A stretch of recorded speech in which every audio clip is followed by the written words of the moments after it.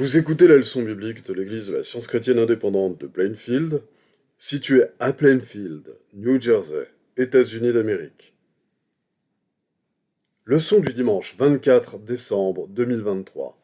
Sujet: Christ Jésus. Texte d'or, Éphésiens. Que la grâce et la paix vous soient données de la part de Dieu, notre Père, et du Seigneur Jésus-Christ. Lecture alternée, Éphésiens.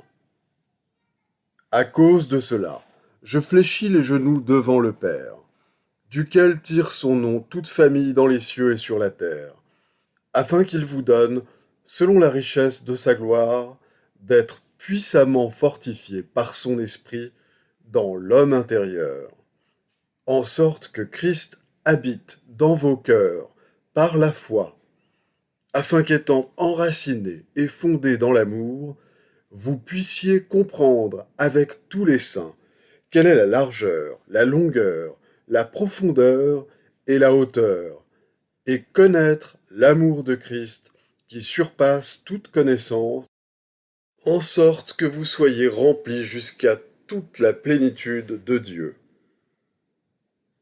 Or, à celui qui peut faire, par la puissance qui agit en nous, infiniment au-delà de tout ce que nous demandons ou pensons, à lui soit la gloire dans l'Église et en Jésus-Christ, dans toutes les générations, au siècle des siècles. Amen. La Bible. Au 6e mois, l'ange Gabriel fut envoyé par Dieu dans une ville de Galilée, appelée Nazareth, auprès d'une vierge fiancée à un homme de la maison de David, nommé Joseph. Le nom de la vierge était Marie. L'ange entra chez elle et dit : « Je te salue, toi à qui une grâce a été faite. Le Seigneur est avec toi. Et voici, tu deviendras enceinte, et tu enfanteras un fils, et tu lui donneras le nom de Jésus. Il sera grand, et sera appelé Fils du Très-Haut, et le Seigneur Dieu lui donnera le trône de David, son père. Il régnera sur la maison de Jacob éternellement, et son règne n'aura point de fin. » Marie dit à l'ange : « Comment cela se fera-t-il, puisque je ne connais point d'homme ? » L'ange lui répondit : « Le Saint-Esprit viendra sur toi, et la puissance du Très-Haut te couvrira de son ombre. C'est pourquoi le Saint-Enfant qui naîtra de toi sera appelé Fils de Dieu. Car rien n'est impossible à Dieu. » En ce temps-là, parut un édit de César Auguste ordonnant un recensement de toute la terre. Tous allaient se faire inscrire, chacun dans sa ville. Joseph aussi monta de la Galilée, de la ville de Nazareth, pour se rendre en Judée, dans la ville de David, appelée Bethléem, parce qu'il était de la maison et de la famille de David, afin de se faire inscrire avec Marie, sa fiancée, qui était enceinte. Pendant qu'ils étaient là, le temps où Marie devait accoucher arriva, et elle enfanta son fils premier-né. Elle l'emmaillota et le coucha dans une crèche, parce qu'il n'y avait pas de place pour eux dans l'hôtellerie. Il y avait dans cette même contrée des bergers qui passaient dans les champs les veilles de la nuit pour garder leurs troupeaux. Et voici, un ange du Seigneur leur apparut, et la gloire du Seigneur resplendit autour d'eux. Ils furent saisis d'une grande frayeur. Mais l'ange leur dit : « Ne craignez point, car je vous annonce une bonne nouvelle, qui sera pour tout le peuple le sujet d'une grande joie. C'est qu'aujourd'hui, dans la ville de David, il vous est né un sauveur qui est le Christ, le Seigneur. Or, l'enfant croissait et se fortifiait. Il était rempli de sagesse, et la grâce de Dieu était sur lui. 3 jours après, il y eut des noces à Cana, en Galilée. La mère de Jésus était là, et Jésus fut aussi invité aux noces avec ses disciples. Le vin ayant manqué, la mère de Jésus lui dit : « Ils n'ont plus de vin. » Jésus lui répondit : « Femme, Qu'y a-t-il entre moi et toi? Mon heure n'est pas encore venue. Sa mère dit au serviteur, faites ce qu'il vous dira. Or, il y avait là 6 vases de pierre destinés aux purifications des Juifs et contenant chacun 2 ou 3 mesures. Jésus leur dit, remplissez d'eau ces vases. Et ils les remplirent jusqu'au bord. Puisez maintenant, leur dit-il, et portez-en à l'ordonnateur du repas. Et ils en portèrent. Quand l'ordonnateur du repas eut goûté l'eau changée en vin, ne sachant d'où venait ce vin, tandis que les serviteurs qui avaient puisé l'eau le savaient bien, il appela l'époux et lui dit, tout homme sert d'abord le bon vin, puis le moins bon après qu'on s'est enivré. Toi, tu as gardé le bon vin jusqu'à présent. Tel fut à Cana, en Galilée, le premier des miracles que fit Jésus. Il manifesta sa gloire, et ses disciples crurent en lui. Jésus vit, en passant, un homme aveugle de naissance. Ses disciples lui firent cette question. Rabbi, qui a péché, cet homme ou ses parents pour qu'il soit né aveugle? Jésus répondit, ce n'est pas que lui ou ses parents aient péché, mais c'est afin que les œuvres de Dieu soient manifestées en lui. Il faut que je fasse, tandis qu'il est jour, les œuvres de celui qui m'a envoyé. La nuit vient, où personne ne peut travailler. Pendant que je suis dans le monde, je suis la lumière du monde. Après avoir dit cela, il cracha à terre et fit de la boue avec sa salive. Puis il appliqua cette boue sur les yeux de l'aveugle, et lui dit, va, et lave-toi au réservoir de Siloé, nom qui signifie envoyé. Il y alla, se lava, et s'en retourna, voyant clair. Si donc il y a quelque consolation en Christ, s'il y a quelque soulagement dans la charité, s'il y a quelque union d'esprit, s'il y a quelque compassion et quelque miséricorde, rendez ma joie parfaite, ayant un même sentiment, un même amour, une même âme, une même pensée. Ayez en vous les sentiments qui étaient en Jésus-Christ, lequel, existant en forme de Dieu, n'a point regardé comme une proie à arracher d'être égal avec Dieu, mais s'est dépouillé lui-même en prenant une forme de serviteur, en devenant semblable aux hommes, et ayant paru comme un simple homme, il s'est humilié lui-même, se rendant obéissant jusqu'à la mort, même jusqu'à la mort de la croix. C'est pourquoi, aussi, Dieu l'a souverainement élevé, et lui a donné le nom qui est au-dessus de tout nom, afin qu'au nom de Jésus, tout genou fléchisse dans les cieux, sur la terre et sous la terre, et que toute langue confesse que Jésus-Christ est Seigneur, à la gloire de Dieu le Père. Je vais maintenant lire les passages corrélatifs tirés du livre d'études de la science chrétienne, Science et santé, avec la clé des Écritures de Mary Baker Eddy. Jésus de Nazareth enseigna et démontra que l'homme et le Père ne font qu'un, et nous lui devons pour cela un hommage éternel. Sa mission fut à la fois individuelle et collective. Il accomplit parfaitement l'œuvre de la vie, non seulement pour être juste envers lui-même, mais aussi par miséricorde envers les mortels, afin de leur montrer comment accomplir la leur, mais non de l'accomplir à leur place, ni de leur épargner une seule responsabilité. Jésus agit hardiment contre l'évidence accréditée des sens, contre les doctrines et les pratiques pharisaïques, et il réfuta tous ses adversaires par son pouvoir guérisseur. Jésus était le fruit de la communion consciente de Marie avec Dieu.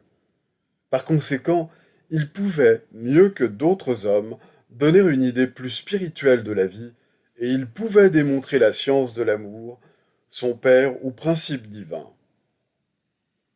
Jésus étant né d'une femme, son avènement dans la chair participait à un certain degré de la condition terrestre de Marie, bien qu'il fût doué sans mesure du Christ, de l'Esprit divin.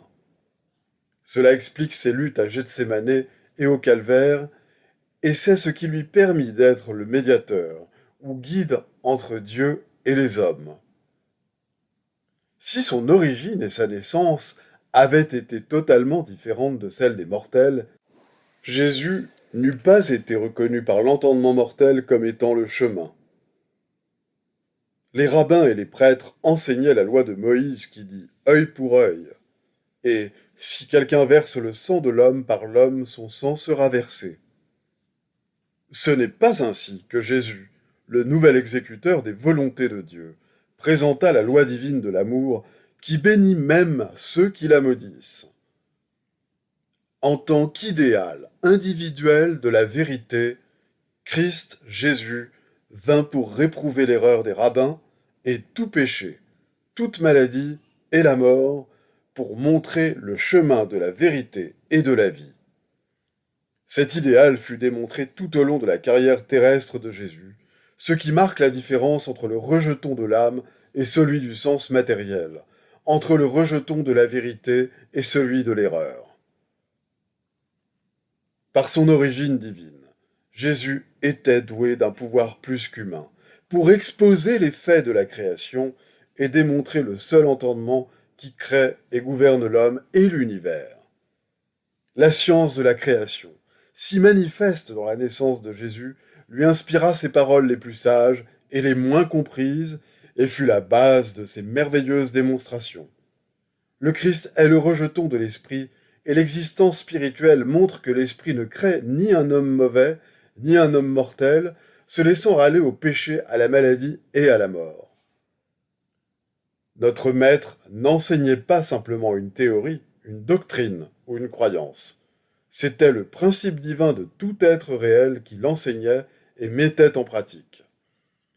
La preuve qu'il donna du christianisme n'était ni une forme, ni un système de religion et de culte, mais la science chrétienne réalisant l'harmonie de la vie et de l'amour. Le Christ est venu abolir la croyance au péché. Le Dieu principe est omniprésent et omnipotent. Dieu est partout et rien en dehors de lui n'est présent ni puissant. Le Christ est la vérité idéale qui vient guérir la maladie et le péché par la science chrétienne et attribue tout pouvoir à Dieu. Jésus est le nom de l'homme qui, plus que tous les autres hommes, a présenté le Christ, la vraie idée de Dieu, guérissant les malades et les pécheurs et détruisant le pouvoir de la mort. Jésus est l'homme humain et le Christ est l'idée divine. D'où la dualité de Jésus le Christ. Son exemple parfait nous fut donné pour notre salut à tous, mais seulement à la condition que nous accomplissions les œuvres qu'il fit et enseigna aux autres à faire. Son intention, en guérissant, était de démontrer son principe divin et non pas uniquement de restaurer la santé. Il était inspiré par Dieu, par la vérité et l'amour, en tout ce qu'il disait et faisait. Les mobiles de ses persécuteurs étaient l'orgueil, l'envie, la cruauté et la vengeance que subit le Jésus physique, mais qui étaient dirigés contre le principe divin, l'amour, qui réprouvait leur sensualité. Dès sa plus tendre jeunesse, il était occupé des affaires de son père. Ses occupations étaient bien différentes de celles de ses persécuteurs. Son maître était l'esprit, leur maître était la matière. Il servait Dieu, eux servaient Mammon. Ses affections étaient pures, les leurs étaient charnelles. Ses sens s'abreuvaient de l'évidence spirituelle de la santé, de la sainteté et de la vie. Leurs sens témoignaient du contraire et se pénétraient de l'évidence matérielle du péché, de la maladie et de la mort. Notre Père céleste, l'amour divin, exige de tous les hommes qu'ils suivent l'exemple de notre Maître et de ses apôtres et ne se bornent pas à adorer sa personnalité. La nature du christianisme est paisible et heureuse, mais pour entrer dans le royaume, il faut jeter l'ancre de l'espérance au-delà du voile de la matière, dans le lieu très saint où Jésus a pénétré avant nous. Et cette avance au-delà de la matière doit s'accomplir par les joies et les triomphes des justes, aussi bien que par leurs douleurs et leurs afflictions. De même que notre Maître, il nous faut passer du sens matériel au sens spirituel de l'être. L'homme de douleur comprenait mieux que personne le néant de la vie et de l'intelligence matérielle, et la puissante réalité de Dieu, le bien, qui renferme tout en lui. Ce sont là les deux points cardinaux de la guérison entendement ou science chrétienne, qui lui donnèrent pour arme l'amour. Le plus haut représentant terrestre de Dieu, parlant de la faculté humaine de refléter le pouvoir divin, dit prophétiquement à ses disciples, faisant allusion non seulement à leur siècle, mais à tous les siècles, « Celui qui croit en moi fera aussi les œuvres que je fais. Et voici les miracles qui accompagneront ceux qui auront cru. » Les promesses seront accomplies. Le temps de la réapparition de la guérison divine est de tous les âges. Et quiconque met son tout terrestre sur l'autel de la science divine boit dès à présent de la coupe du Christ et est doué de l'esprit et du pouvoir de la guérison chrétienne. Les devoirs quotidiens de Mary Baker Eddy. Prière quotidienne. Il sera du devoir de tout membre de cette Église de prier chaque jour, que ton règne vienne, que le règne de la vérité, de la vie et de l'amour divin soit établi en moi et élimine de moi tout péché. Et puisse ta parole enrichir les affections de toute l'humanité et la gouverner. Règle pour les mobiles et les actes. Ni l'animosité, ni un attachement purement personnel ne doivent déterminer les mobiles ou les actes des membres de l'Église mère. Dans la science, l'amour divin seul gouverne l'homme, et un scientiste chrétien reflète les 12 aménités de l'amour en réprouvant le péché et en manifestant un véritable esprit de fraternité, de charité et de pardon. Les membres de cette Église doivent journellement veiller et prier pour être délivrés de tout mal, pour ne pas prophétiser, juger, condamner, conseiller, influencer ou être influencés d'une manière erronée. Vigilance face au devoir. Il sera du devoir de chaque membre de cette Église de se défendre journellement contre la suggestion mentale agressive et de ne pas se laisser entraîner à oublier ou à négliger son devoir envers Dieu, envers son leader et envers l'humanité. Par ses œuvres, il sera jugé et justifié ou condamné.